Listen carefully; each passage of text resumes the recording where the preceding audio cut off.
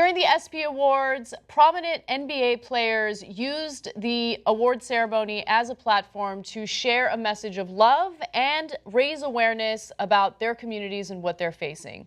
Now, the NBA players Carmelo Anthony, Chris Paul, Dwyane Wade, and LeBron James took the stage to address the violent events of the past week.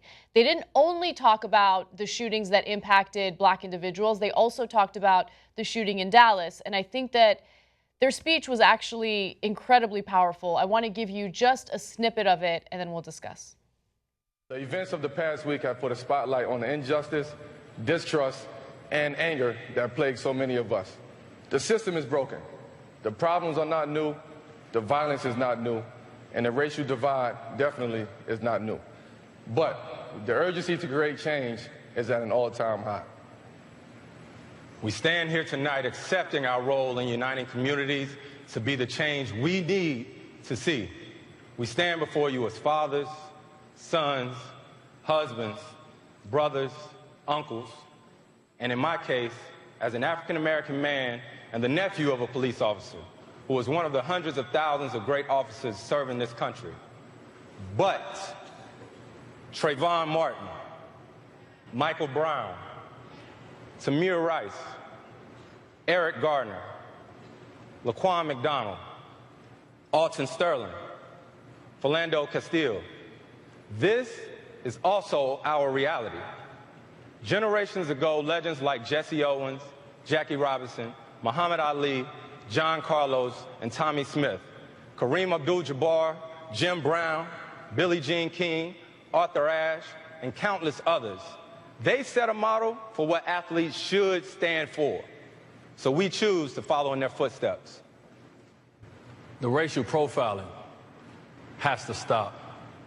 The shoot-to-kill mentality has to stop. Not seeing the value of Black and brown bodies has to stop. But also the retaliation has to stop. The endless gun violence in places like Chicago, Dallas, not to mention Orlando, it has to stop. Enough. Enough is enough. Okay, loved it. So of course, right-wingers are complaining, but when are they not complaining? ESPN's more liberal than MSNBC. So it's a liberal thing to care about Black lives. Okay, I'm glad you admitted it, right? So what is wrong with what they're saying? They're saying, hey, let's stop the violence.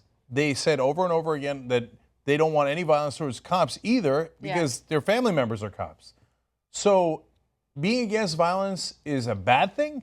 Well, the violence is okay when it's carried out by one group of people, but it's not okay if the other group that's been targeted by that type of violence speaks out against it. Oh. That's what you need to understand, okay? Because if you don't want to be criticized in the media, you have to just say that, hey, you know what? Any Black person who's been shot and killed by a police officer probably deserved it, and let's all move on with our lives, right? That's the thought process of so many people that criticize shows like this.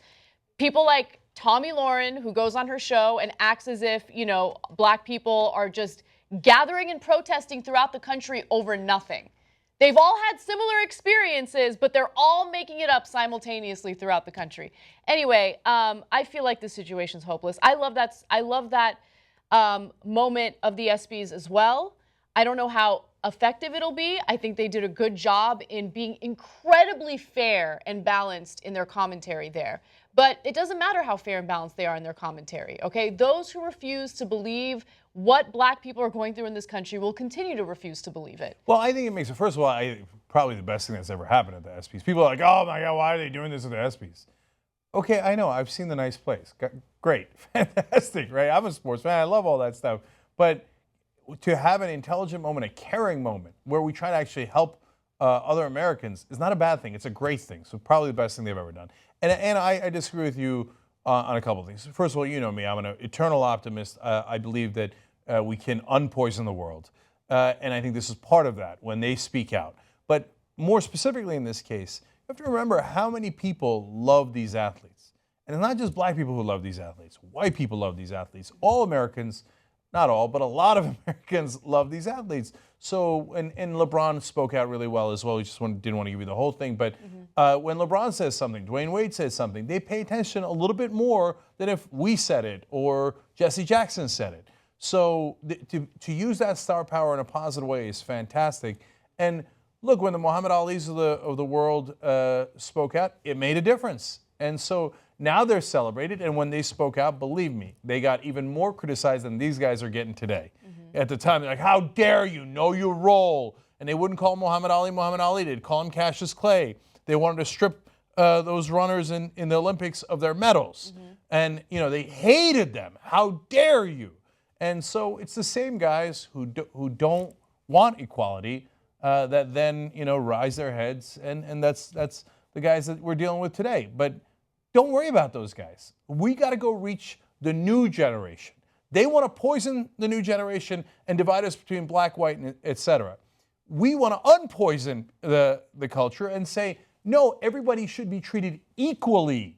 Black lives matter also. Right. And historically, they have not mattered as much. That's what we're trying to fix so that we all value each other's lives and treat each other with dignity and respect. So if they don't like that message, that's a sad day for them.